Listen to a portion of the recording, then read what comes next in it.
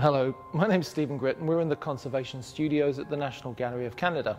Behind me, in a sort of rack-like structure, is a large panel painting painted by the Belgian painter Michiel Coxie in the 1550s.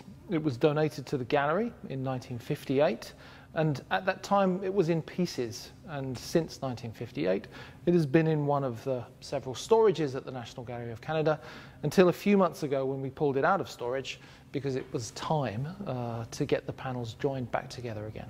So it's a large painting, so it's a lot of work to get the panels back together again, because it's not just the structural work. We have to do some surface work before we engage on the structural works, just so we know exactly what's going on.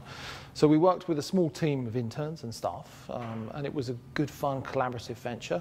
And actually, as it turns out, it's probably the biggest panel mend that's been done in Canada for a long time. It's certainly the largest that the National Gallery of Canada has ever done. The first stage of the treatment was the removal of probably a century and a half of black surface dirt, particulate matter, that had accumulated on the surface from smoke and airborne pollution, dust and dirt.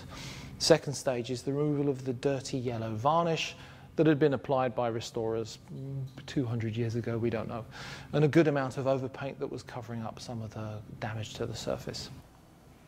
So here's one of the team looking down a microscope during a phase of the cleaning.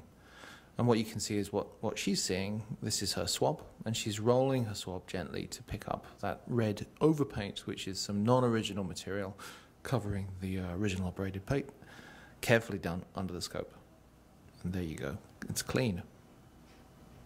The rack that you see the painting in today is in fact part of the panel mending table that we built specifically to get the planks together and to join them. We've just cut the legs off and flipped it upright with a few more restraints to allow us to examine the painting. So here's the rig we used to join the panels. It's really simple technology, just hand pressure and wood. The first stage of the joining was to get this white, the very thin adhesive, into one of the splits that hadn't gone all the way through the panel.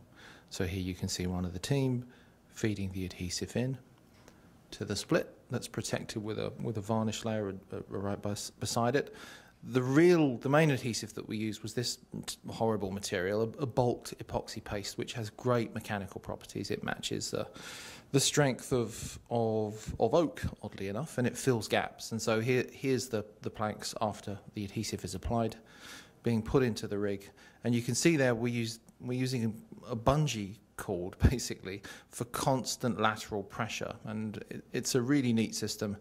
It's so simple, and it applies an even 7 pounds of pressure per point, which is really low for this sort of activity.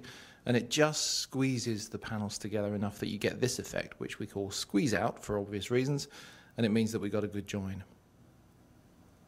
So the next stage of the treatment is to get the painting out of this rack and put it in a frame that provides similar support so that there's no risk of any structural damage in the future.